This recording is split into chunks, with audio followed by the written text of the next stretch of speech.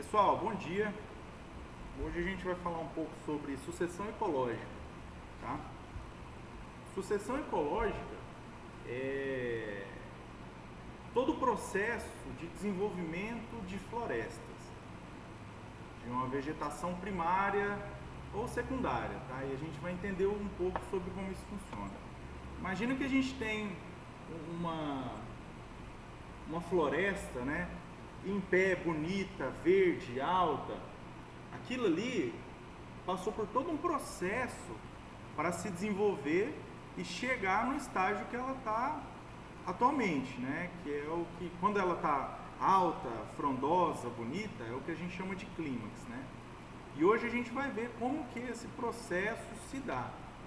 A gente tem dois principais, que é a primária, que é a original, né, a floresta original, que veio lá desde quando a terra foi formada primeiramente, e a secundária, que é quando essa floresta ela já era frondosa, clímax, bonita, então ela passa por algum processo de distúrbio, né, seja ele natural, ou seja, caiu ali um raio e caiu um raio numa árvore muito grande, né?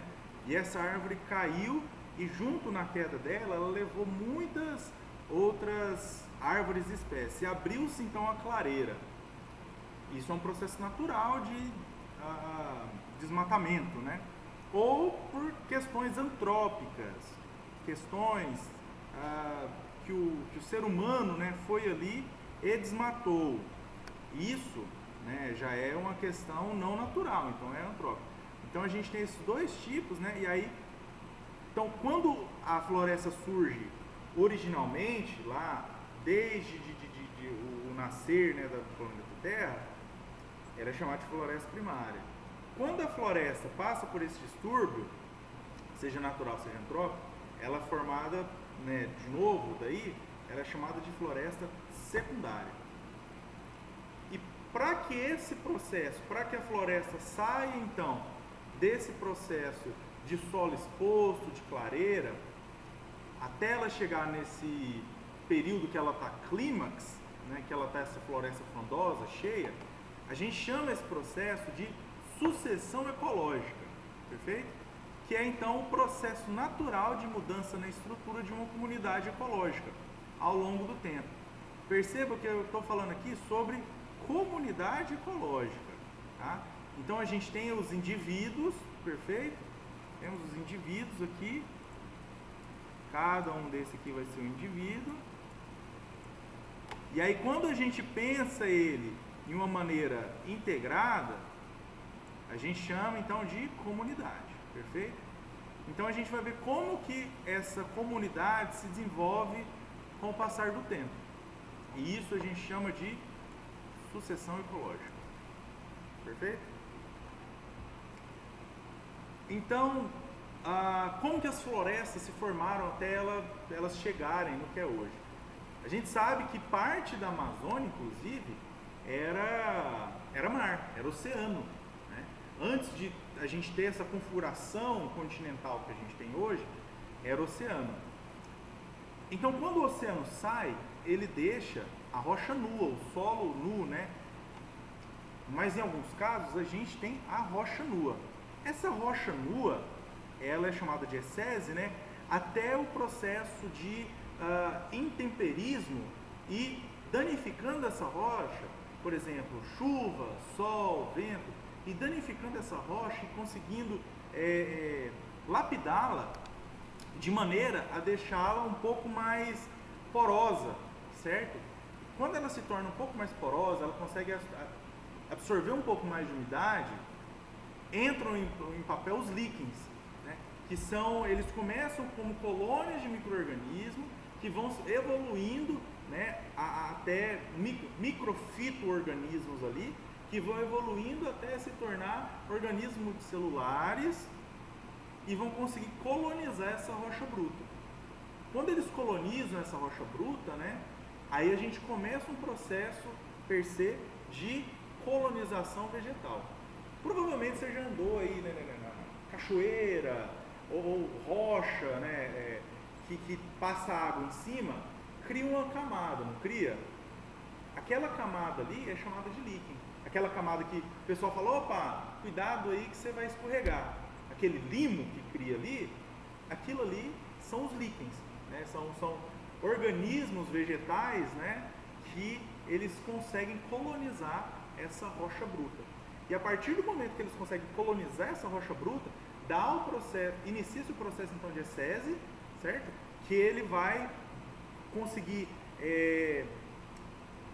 malear, né, essa rocha bruta de maneira a transformar isso junto com as intempéries. Então a gente tem fatores bióticos, por exemplo, os líquens, e abióticos, que aí vão ser sol, chuva, vento agindo ali para transformar essa rocha bruta em solo, que vai condensar, né, vai começar a criar camadas nesse solo, como a gente está vendo aqui, né, a partir dos líquens dos músculos, vai começar a criar essas camadas de solo aqui, ó, para que pequenas ervas e pequenos arbustos consigam se desenvolver. Perfeito? A partir do momento que esses pequenos arbustos começam a desenvolver, novamente, o efeito, isso aqui não se dá de um dia para a noite, né? Isso aqui são milhares de anos que acontecem, que tem, né, que ter essa ação conjunta para se desenvolver e chegar, né, nesse estágio. Então, conforme esses fatores bióticos vão agindo, e também aqui esses pequenos arbustos, que são organismos vegetais mais complexos, o que significa isso? Que o sistema radicular deles, as raízes, quando eu falo sistema radicular, é o sistema de raízes que eles têm, eles vão conseguindo penetrar nessa rocha, vão penetrando, vão criando microfissuras, essas fissuras vão fazendo com que pedaços de rocha se desprendam, e as enzimas produzidas, os exudatos produzidos por essas raízes, eles conseguem interagir com essa rocha bruta de maneira a extrair os nutrientes dali. Quando eles extraem os nutrientes, eles vão desenvolvendo biomassa. Eles tiram esses nutrientes, envolvem biomassa, pega a água, pega o gás carbônico da atmosfera, pega a luz, libera oxigênio, completa todo o ciclo e ela morre, certo? Quando ela morre, os micro-organismos decompositores entram em processo ali de decomposição dessa biomassa e ela vai começando a se mineralizar. Ela se mineraliza, vira matéria orgânica e vai começando a construir esse depósito que a gente vê aqui, ó, esse depósito de solo. Perfeito?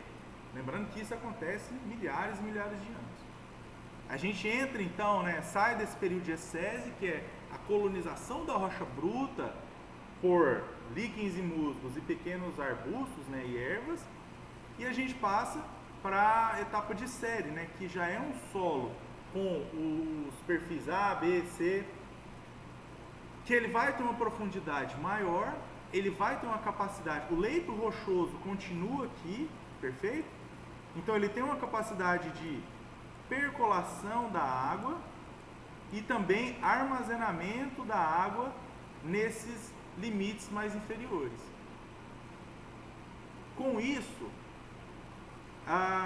estruturas mais avançadas, mais complexas de vegetais conseguem colonizar esse solo também.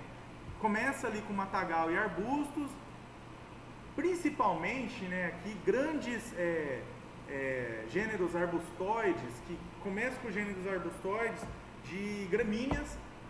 Gramíneas são grandes colonizadoras, porque elas precisam de muito pouco, elas precisam de luz e muita pouca água, e elas conseguem se desenvolver.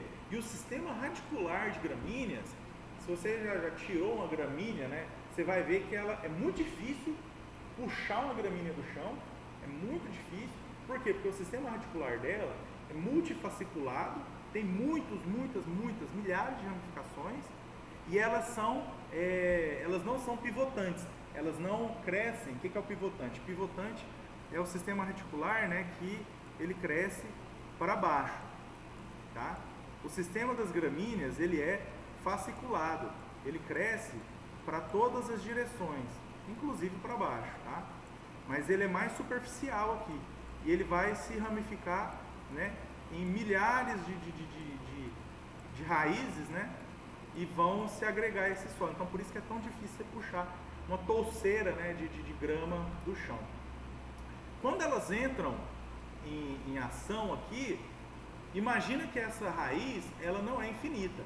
Ela desenvolve, mas ela também morre. Quando ela morre, ela vira matéria orgânica de novo, é mineralizada pelos decompositores e acaba se transformando em camadas de solo em algum momento da sua vida. Então é um ciclo, certo? Aqui no solo a gente tem um ciclo, que é o que a gente já viu, né? Que vai ser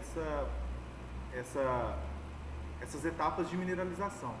E aí com esses matagais e arbustos, esse solo, com essa atividade dessa fasciculada dessas gramíneas, esse solo ele vai se tornando mais poroso e mais fácil para que comunidades, né, mais indivíduos, né, e comunidades mais exigentes consigam colonizar aquele espaço, porque um solo mais poroso ele consegue permitir que a água percole com maior facilidade, seja armazenada nesses depósitos aqui sobre a rocha e torne-se disponível para essas plantas que têm uma alta exigência hídrica, porque o corpo delas, né, o caule, os galhos, as folhas, eles exigem muita água. Essas são plantas que elas vão estar na copa, né, diretamente recebendo luz do sol, então elas precisam ter esse estoque hídrico disponível para elas se desenvolverem, se permanecerem, né, nesse estágio clímax dela. Então entra em ação, né, essas plantas de porte maior, intermediário, né, de porte médio aqui a grande, que vão ter uma maior capacidade também de resgatar essa água aqui do fundo, né, desse leito do solo. E quando ela resgata essa água, ela puxa, né, e traz também para essas camadas mais superficiais, e assim ela consegue desenvolver, né, em uma floresta clímax, que ela não vai ter sazonalidade, né, ela não vai sofrer tanto com períodos de seca, por exemplo. Pode ser que algumas dessas plantas elas sejam caducifólicas, né, que é quando ela perde parte das folhas, né. A gente vai perceber plantas caducifólicas principalmente nas áreas de bordas de fragmentos florestais, mas não tanto no interior da floresta úmida, que é o caso aqui da Amazônia, né.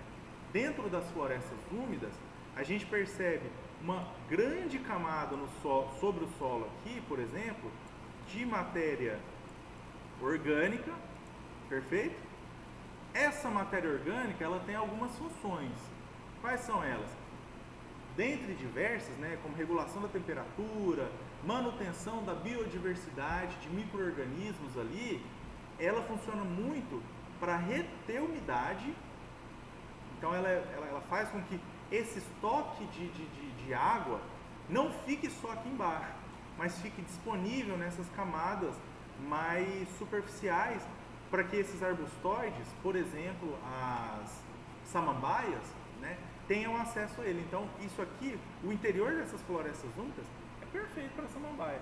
Quem aqui cria samambaia, né, sabe o que a samambaia precisa? De sombra e muita água.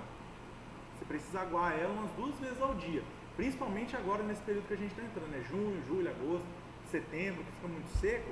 O ideal é que você ague ela 2 vezes por dia.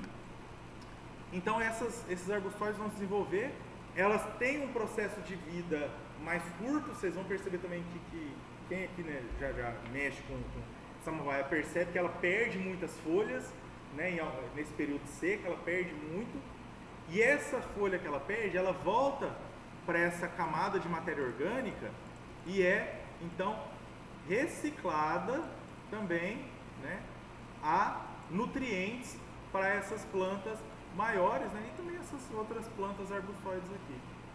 Perfeito? Isso aqui então é a sucessão primária.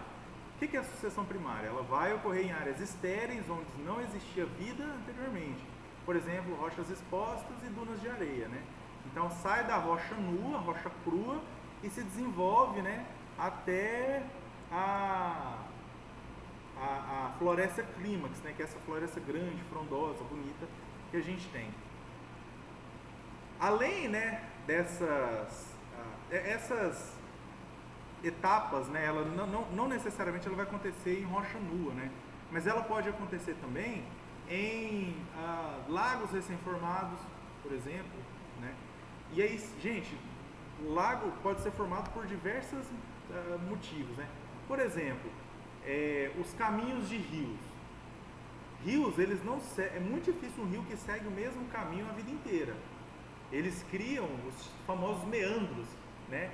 Que quanto mais curvilíneo ele é, mais meandros ele vai encontrando, porque o movimento da água, ele vai carreando o solo que tem no leito desse rio e vai modificando a estrutura dele, de maneira que ele crie novos caminhos, certo? Ali pela floresta. Quando ele cria novos caminhos, ele pode deixar, né, parte de um caminho que ele passou. Imagina que o rio fazia isso aqui, né? E aí ele saiu desse leito e começou a passar por aqui agora. Essa parte aqui pode ter um estoque de água ainda e se tornar um lago. Esse lago, por sua vez, ele também vai passar por um processo de colonização, certo? Então ele primeiro vai ter ali, né, a colonização de espécies pioneiras, gramíneas e arbustoides, né, sempre vai seguir esse processo, né, o limo, depois musgo, depois gramíneas e arbustoides, depois espécies de meio porte, depois espécies de maior porte. Aqui a gente tem então as gramíneas, né, e arbustoides. A gente tem também uma outra espécie pioneira, que é a embaúba. Vocês conhecem embaúba? A embaúba é aquela... Você vai ver muito embaúba em volta de estrada. Em volta de estrada, quando está começando... Se você vê embaúba, significa que aquela área é de floresta secundária. Esse é um indicador que a gente usa. O que significa isso? Significa que aquela área era de floresta, passou por um processo de desmate, né? Passou por uma influência antrópica e acabou, né, que foi deixado ali ao relento. E aí essas pioneiras, né, surgem as gramíneas. Estou gravando. Essas gramíneas surgem, né, e aí surgem também essas pioneiras, que vão ser, por exemplo, as embaúbas, que elas são árvores de maior porte. Deixa eu pegar aqui, ó, embaúba para vocês verem. Embaúba. E aí ela vai ter essas folhas maiores e mais largas. Essas folhas maiores e mais largas, elas funcionam justamente para proteger do sol essas espécies, né, que não são pioneiras, que elas vão chegar ao clímax em um momento, só que quando elas são novinhas, elas não conseguem receber tanta luz do sol, porque a luz do sol ali muito forte, ela danifica a estrutura foliar, faz com que ela perca muita umidade. Então ela vai precisar de como se fosse uma cabaninha. E aí as embaúbas surgem justamente para dar suporte para que essas outras secundárias consigam se desenvolver. Em algum momento essas que foram protegidas pelas embaúbas aqui, em algum momento elas vão se desenvolver mais que as embaúbas e vão tomar o lugar das embaúbas. Não quer dizer que embaúbas vão deixar de existir nesse ecossistema, não é isso. Mas as embaúbas, elas se desenvolvem, cria-se uma microfloresta de embaúba, principalmente nas regiões mais úmidas. O que acontece é que elas vão dar lugar, vão ceder o lugar para que essas árvores, né, de copa mais densa consigam se desenvolver plenamente, perfeito? Então a gente tem essa colonização por espécies pioneiras. Nós vamos ter o desenvolvimento do solo, como eu já expliquei, né, ali antes. A gente tem o processo de composição das gramíneas, né? Elas vão desenvolver o sistema radicular delas, que é fasciculado. Então, o sistema das gramíneas, né, lembrando, ele é assim, né, fasciculado, e ele funciona justamente para melhorar a qualidade desse solo em termos de porosidade, né? E ainda, né, essas raízes elas vão morrer e vão se tornar matéria orgânica também para esse solo que está em desenvolvimento. Chegada de plantas herbáceas, né, que melhoram a qualidade do solo. Essas plantas herbáceas, elas podem ser, por exemplo, plantas, né, que quando elas chegam e se desenvolvem, aqui no sistema radicular dela, elas fazem simbiose com micro-organismos. Esses micro-organismos, eles podem fixar o nitrogênio no solo, por exemplo, eles podem fixar o fósforo no solo. A gente sabe que gramíneas aqui, ó, elas fixam muito fósforo. A gente sabe que legumináceas, né, leguminosas, desculpa, por exemplo, feijão, por exemplo, soja, né, aí a plantinha é um pouquinho diferente, elas vão fixar muito nitrogênio. E isso aqui, turma, melhora a qualidade do solo. Vai disponibilizar esses nutrientes para esse solo, que ele é novo, ele é recente, porque ele é rochoso, veio de rocha, ou porque ele passou por esse processo, né, de formação de meandros dos cursos d'água. E aí esse solo, né, vamos imaginar lembrando que o rio mudou de curso, essa parte aqui, ela foi separada, né, criou-se esse lago aqui, e esse lago meândrico aqui, né, vai ter um solo pobre, porque todos os nutrientes que tinham aqui foram carreados pela água no momento. Então precisa dessa nova colonização para formar essas florestas, né, e elas chegarem ao clímax. É por isso que geralmente quando planta soja, eles fazem consórcio daqui. Não é consórcio, né? Porque é um sorvete. Primeiro, às vezes eles plantam soja, depois milho. Eles sempre fazem Isso aí, para quem não entendeu, pessoal, eu estou gravando a aula aqui para a turminha que não veio, tá? Então a gente vai fazer essa coisa híbrida, né? Porque, enfim, que eu vou disponibilizar isso aqui para o pessoal depois. A Elô acabou de fazer uma pergunta, né? É por isso então que eles fazem a intercalação entre soja e milho? Soja leguminosa, milho gramínea, né? Sim, em certo momento sim, mas o que eles fazem geralmente nessas culturas perenes, né? Cultura perene é aquela que é de ciclo, né? O ciclo dela desenvolve em menos de um ano e aí ela renova. Eles plantam soja. Isso, desculpa, anual, perdão. Perene é quando fica, por exemplo, cacau. Cacau é perene e fica todo, quis dizer. Então a gente tem dois tipos, perenes e anuais, tá? Perene é o cacau, que é a árvore que fica ali, e anual é a que fica, tem os ciclos anuais, né? Por que eles fazem isso? Porque essas estirpes, né, essas espécies de soja e milho, pensa, elas estão dando frutos muito gostosos, né? O fruto que eu quero dizer, não que elas sejam frutáceas, né, mas o produto que elas geram é muito gostoso para praga, para micro-organismo, para fungo, né? Elas são riquíssimas em nutrientes. Então, fungo, pragas, né, seja elas insetos ou não, estão querendo muito ali se apropriar daquela cultura. Então, quando eles intercalam, eles estão tirando a leguminosa. Então, geralmente, a praga que afeta a leguminosa não afeta a praga que vai afetar a soja, não vai afetar o milho, certo? Então, eles estão intercalando. E quando eles plantam soja, milho, soja e fazem o vazio sanitário, é justamente para tentar evitar que essas pragas, né, e demais micro-organismos que podem infectar e diminuir a produção se estabeleçam ali. Perfeito? Além disso, a demanda de nutrientes de leguminosas é diferente da demanda de nutrientes de gramíneas.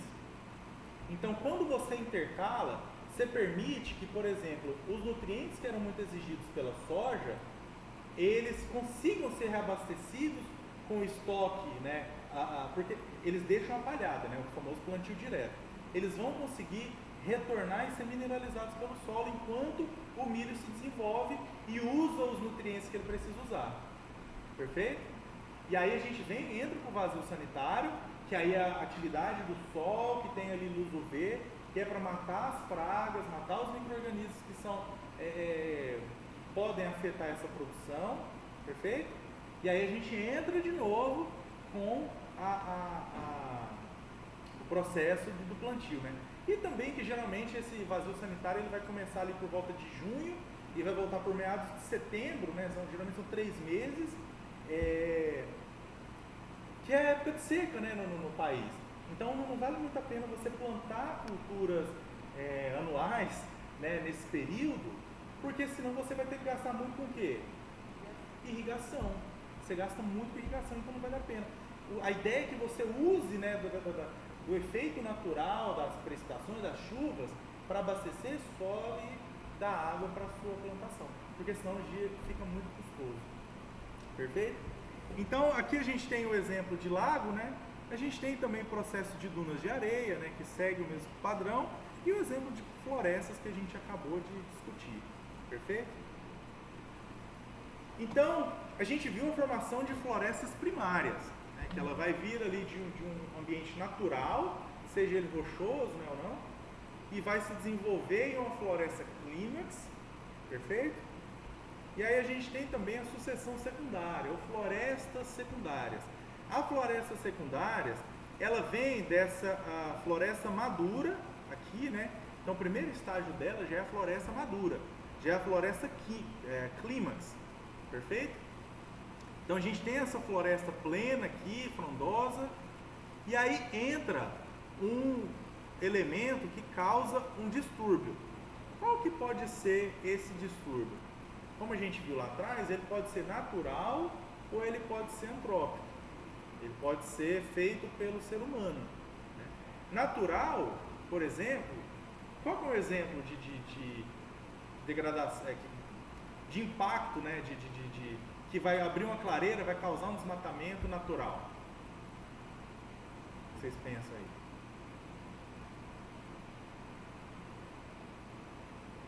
Eu dei um exemplo lá. Por exemplo, raios, né?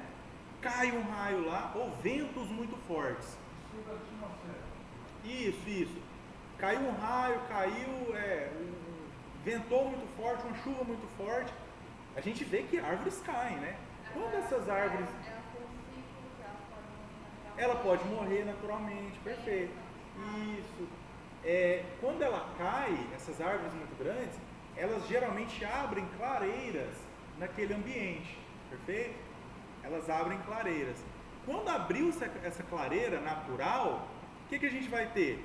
Vai iniciar então o processo, né, de sucessão ecológica secundária. Por quê? Porque aquilo já era uma floresta madura,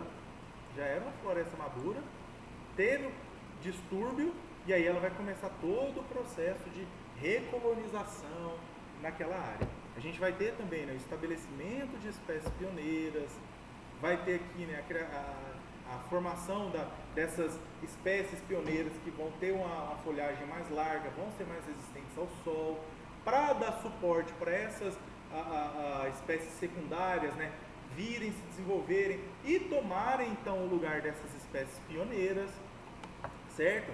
Até chegar aqui num bosque diversificado, que a gente vai ter pioneiras, secundárias, até o momento que a gente vai ter só secundárias e arbustoides ali, né? Então a gente vai ter essas pioneiras, essas secundárias, né? Vão ter um mesobosque aqui de altura mediana e pequenos arbustos, até ela chegar numa floresta madura de novo, chamada clímax, nessa etapa aqui. Então é um ciclo que acontece mesmo.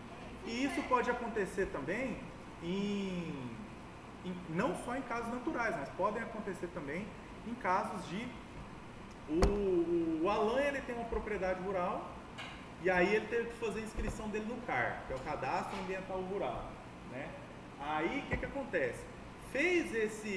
Ele foi lá, fez o Cadastro Ambiental Rural dele e aí viu, né, que essa propriedade dele X% precisa ser recuperada, precisa ser de reserva natural, precisa ser recuperada. O Alan ele vai deixar aquela área a Deus dará. Quando ele deixa essa área a Deus dará para ser recuperada, em 5, 10, 15 anos, todo esse processo aqui, ó, vai acontecer também, tá? Leidiane, eu estou gravando a aula aqui para disponibilizar para o pessoal que não veio, tá? Então, por isso você vai ver, às vezes eu interagindo aqui. Beleza? Então, se você chegou um pouquinho atrasado, não tem problema, pessoal. Essa aula, desde o começo, ela está gravada. Revisitem lá quando eu disponibilizar, beleza? No caso, sem ser a floresta natural, que tem que ser preservada 100% da auto-destinação? Não, 80%. Na propriedade rural. O manejo florestal é interessante justamente por causa disso, né? A árvore tem uma quantidade, um tempo de vida. Manejo você fala para extração de madeira. A extração de madeira para que as outras. Também, né? Mas o processo de. Isso é um assunto muito complexo que eu vou tentar resumir aqui, né? O processo do manejo, a extração de madeira pelo manejo florestal, ele vai partir do princípio que ele não pode causar distúrbios muito significativos naquele ambiente. Ele não pode, por exemplo, criar clareira. Ele não pode gerar clareira. Então ele vai selecionar, vai ter um estudo, vai selecionar esses indivíduos com interesse comercial, claro, com a idade adequada, claro, mas também que ele possa tirar esse indivíduo de uma maneira que não afete ou afete minimamente a comunidade em volta, aquele ecossistema que ele está inserido. Então, quanto tempo, né, demora para acontecer esse processo? A gente tem a recolonização de plantas, né, ruderais, que é essa plantas, né, de crescimento rápido, curto ciclo de vida, que são esses arbustóides.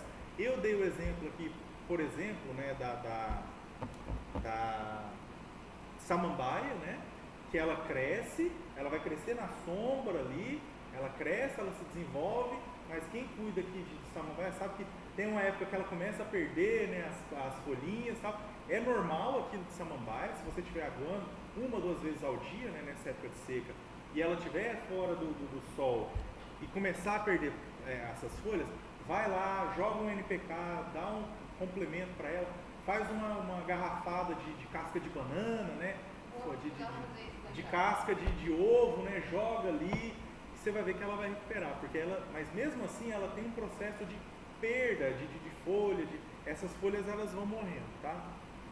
Então aqui a gente tem a questão de tempo, né? Quanto tempo demora para que aconteça esse processo, né, de recuperação? A gente tem um campo abandonado aqui, o Alan foi lá e abandonou o campo dele, falou, eu quero recuperar essa área aqui. Ele vai deixar por conta, e aí gramíneas provavelmente já vão estar ali, né? Mas geralmente elas levam de 1 a 10 anos para se estabelecer. Arbustos, pequenos arbustos, né, árvores de pequeno porte, de 10 a 25 anos, né, que são essas comunidades intermediárias. Uma floresta de pinheiros, né, de 25 a 100 para se tornar frondosa, né? E após 100 anos a gente vai ter uma floresta ali, clímax, né, uma comunidade clímax que vai ter o seu ecossistema mais regulado, né, ou próximo do que era antes de ter esse distúrbio. Perfeito? As comunidades ecológicas estáveis, né, uma comunidade ecológica estável, madura, que sofreu poucas mudanças na composição das espécies, é chamada de comunidades clímax. Então, quando você vê uma floresta intacta, que não teve ainda interação do ser humano, né, a gente chama ela de comunidade clímax.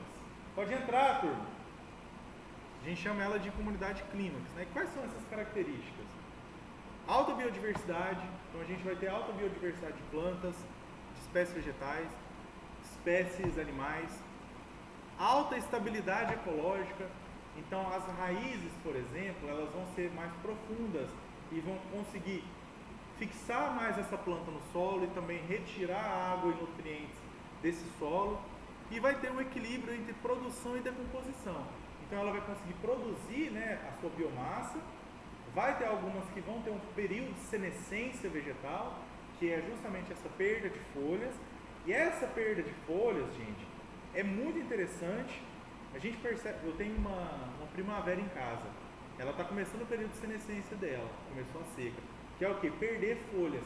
Ela perde folha porque ela sabe que está entrando um período de seca, né, que agora começa junho, julho, agosto, setembro, está entrando um período de seca, ela vai perder essas folhas justamente para conseguir manter os estoques de água que ela tem, porque quando ela tem folha, ela está recebendo muita luz do sol e ela precisa fazer troca gasosa. Quando ela faz a troca gasosa, vocês viram no vídeo, ela abre o estômago e quando ela abre esse estômago, ela perde água. Para ela absorver o gás carbônico, ela também vai perder água. Então é uma maneira, essa perda de folhas é uma maneira dela se manter estável. Ela continua chupando a água ali do solo, mas é uma maneira de controlar a perda, porque está muito quente, o sol está muito intenso, é ela perder um pouco de folha. Mas ela vai conseguir recuperar essas folhas, né, quando as chuvas voltarem, né, e o sol se tornar menos intenso. Então aqui a gente tem de 1 a 2 anos para as comunidades gramíneas, né, de 3 a 20 para arbustóides, 25 a 100 para pequenas árvores, né, e 100 a 150 anos a mais para essas árvores chegarem, né,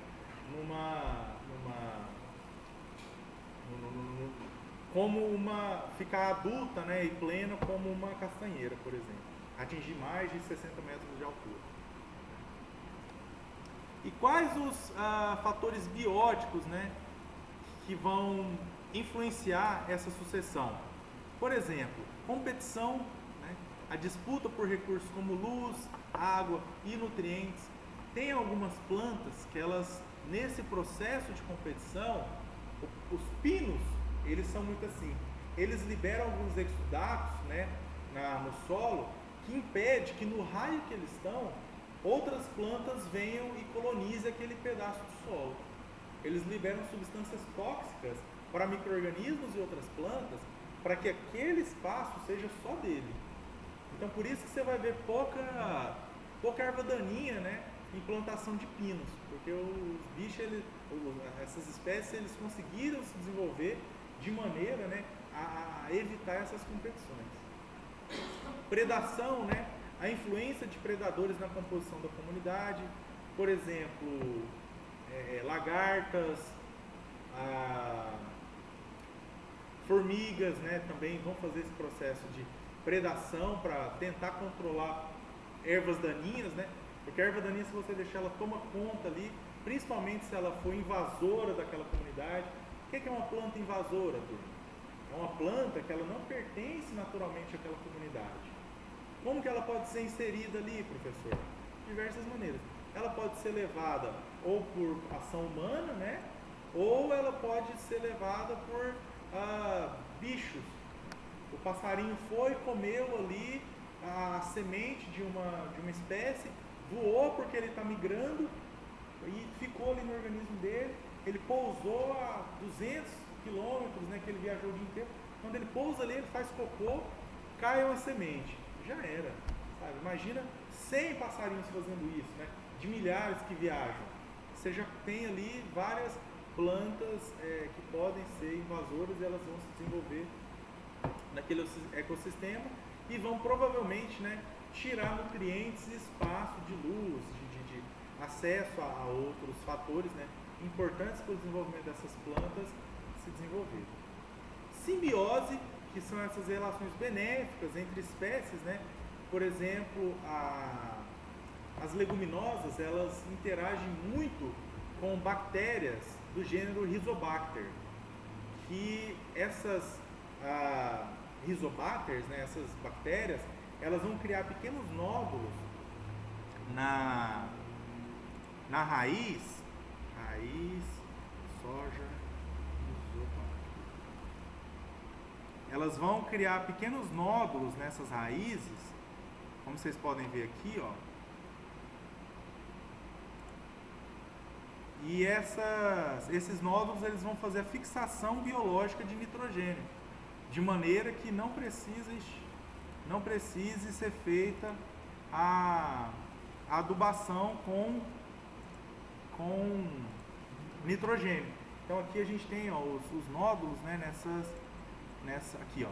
Tá vendo os nódulos aqui, esses pontinhos brancos? Esses são os nódulos criados pela Rizobacter.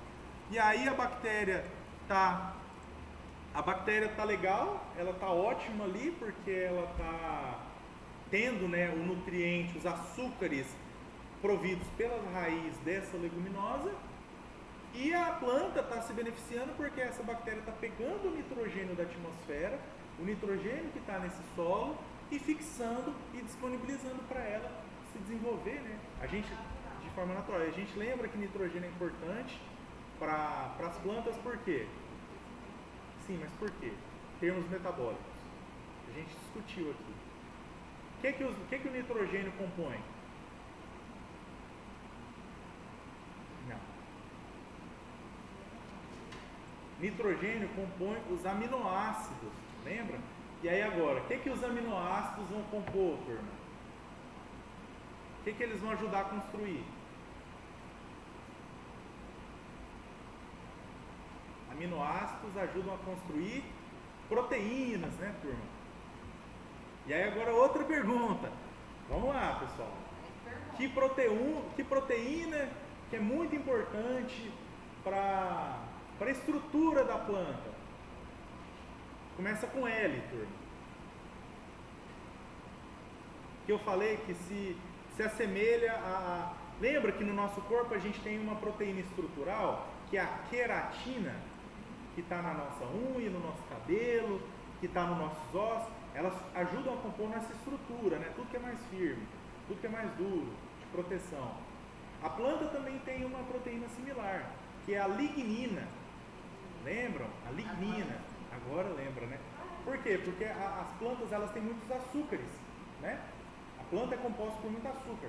E açúcar, no meio natural, ela é a forma de energia mais prontamente disponível, né? Que tem aí no meio. Certo? Mais prontamente disponível. E é assim também no meio natural. Os micro-organismos, principalmente os micro-organismos, né? Eles querem acessar esses açúcares. Então, a planta precisa ter essa estrutura de proteção, que é a lignina, em volta das suas células, né? da sua estrutura, né? Mesmo, para proteger esses açúcares e não deixar tão disponível para esses micro-organismos. Aqui o exemplo, né, eu citei de simbiose, as micorrizas, né, ajudando essas plantas pioneiras na absorção de nutrientes. Eu trouxe esse link de código aqui, mas era para vir aqui nesse outro slide aqui. E aqui, além dos bióticos, né, dos fatores bióticos, a gente tem também fatores abióticos que vão influenciar na sucessão. Por exemplo, né, fatores climáticos, com a temperatura, né, que vai afetar o crescimento e a sobrevivência das espécies. Então, áreas mais quentes, áreas mais frias, né, geada, áreas de borda, né, eu vou mostrar um exemplo aqui. A precipitação, então a disponibilidade hídrica, né, é fundamental para a vegetação. A capacidade de carga, né, desse solo, de recarga hídrica desse solo. A luz solar, né, vai influencia a fotossíntese e o microclima. A composição e fertilidade desse solo, né, aqui, com nutrientes disponíveis pelas plantas. O pH, que vai falar sobre a acidez, né, ele influencia a disponibilidade de nutrientes e atividade microbiana. Então, um solo mais ácido vai ser mais propício a fungos, né, um solo mais básico para bactérias. Então, esses micro-organismos, eles têm preferência, né, para condições de acidez do solo. A gente sabe que o solo do cerrado, por exemplo, é um solo muito ácido, entendeu?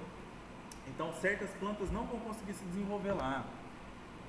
A estrutura desse solo, né? Lembra que eu falei que as gramíneas, elas têm uma raiz fasciculada e isso vai ajudar na criação de microporos dentro desse solo, né? Vai fazer com que esse solo tenha mais espaço para, por exemplo, a água percolar, a água infiltrar e estar mais disponível para essa planta. Então, aqui é a estrutura do solo, que vai afetar a retenção de água e a penetração das raízes. Um solo muito duro, por exemplo, não é toda planta que vai conseguir se desenvolver ali, né? Geralmente, por isso que é importante ter as gramíneas. As gramíneas são as primeiras que chegam ali Primeiro, porque elas são muito resistentes, e segundo, porque essa raiz fasciculada delas, geralmente esse solo que foi abandonado, ele veio de uma agricultura, veio de uma pecuária, que tinha muito pisoteamento, tinha muito maquinário agrícola, ele está mais seco porque ele ficou muito tempo exposto ao sol. Esse solo, ele precisa, né, ser amolecido, digamos assim, né? Ele precisa ser trabalhado, né? E quem faz esse trabalho de amolecimento, criar esses microporos, é justamente a raiz dessas gramíneas, tá? Essas trepadeiras que tem aqui muito na região, lá no Forno Grande, ela é um gramínea? Acho que não. A gramínea é tudo que tiver aquela folha mais fininha, sabe? Imagina a folha de grama. Tudo que tiver aquela folha daquele tipo, cana-de-açúcar é uma gramínea. Cana-de-açúcar é uma gramínea. Pois é. Oi? Tem muita raiz. É o que eu dei como exemplo aqui, acho que só estava o Alan. Vocês já tentaram tirar um chumaço, uma toceira de grama? É muito difícil, né? Ele é muito duro, fica muito no solo. Justamente por isso que ela cria tanta ramificação que aí é duro, é muito difícil de tirar. Um pouco tira, eles tiram até uma camada grande para fazer uma coisa eu tô e aquela raiz que ficou no próprio. Isso, brota de novo. Muito resiliente, muito forte, entendeu? Então por isso que elas são as pioneiras, que elas são fortes pra caramba e, né, elas conseguem amolecer esse solo, digamos assim, preparar esse solo para as plantas Nutella, né, chegar e ter um solo mais tranquilo. Então topografia, né, a altitude influencia o clima local e a vegetação, ambientes mais altos vão ser mais frios, né, por exemplo. Declive, né, afeta a erosão do solo e a distribuição de água, vai ter um maior escoamento superficial, e a exposição solar. Diferentes lados de uma montanha recebem quantidades variadas de luz solar. Aqui eu vou mostrar para vocês o que eu quis dizer com temperatura e o efeito de borda, tá? Que a gente vai ver na próxima aula, que a gente vai ter agora. Quando a gente tem um fragmento florestal, observem aqui, ó.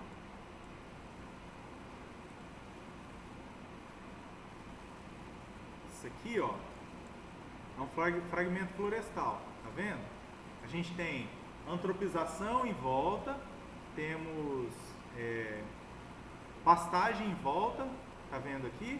E aí a gente tem um fragmento denso de floresta primária, né? Olha como acontece.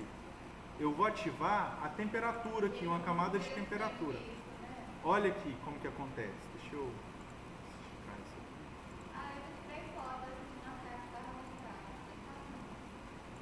Olha que interessante. Vermelho aqui, ó, a temperatura está alta e azul a temperatura está baixa. Olha o gradiente que tem aqui, ó. Aqui a gente tem o limite, né, entre a pastagem, perfeito, e aqui a mata. Quando a gente olha a temperatura, a gente percebe um gradiente, tá vendo? Então essa área aqui ainda está com um microclima, está recebendo muita luz. Essa área está com a temperatura maior. E aí a gente vai discutir isso com maior detalhe na nossa próxima aula. Olha que interessante aqui, ó. Isso aqui, ó, é floresta nativa, isso aqui é pastagem, né? Vou ativar e desativar de novo. A gente consegue perceber esse gradiente. Aqui a gente tem, né, então, os fragmentos, né, o núcleo do fragmento e a borda do fragmento. Essa borda, como eu mostrei ali, ela vai ser mais seca. Eu achei que ia trazer na próxima aula, eu trouxe. Ela vai ser mais seca justamente porque a temperatura nessa borda aqui, ela é maior. E ela sendo mais seca, ela acaba se tornando combustível para queimada. Imagina que o produtor colocou fogo aqui para renovar a pastagem dele. Você acha que o fogo vai chegar e falar, opa, não, isso aqui é floresta, não vou tocar não. É só no pasto que o cara colocou. Não está nem aí. Ele vai pular aqui para essa parte de floresta mais seca também. Por quê? Porque essa parte ela está recebendo muita luz. A temperatura aqui tá maior, entendeu? Então, essa área de borda aqui do fragmento florestal, ela é sempre mais danificada. E conforme vai passando os anos, conforme a pressão do ser humano vai ali, todo ano a dona Bastiana, o seu Bastião, coloca fogo aqui. Todo ano, essa área de borda vai ir um pouquinho mais para dentro, até que esse núcleo de fragmento fique só um pouquinho e ele acabe por morrer. Beleza, a gente vai ver um vídeo agora sobre recuperação de ecossistemas. Esse vídeo eu vou deixar disponível aqui, vou colocar o link lá também, e aí eu vou encerrar a gravação aqui agora, tá tudo?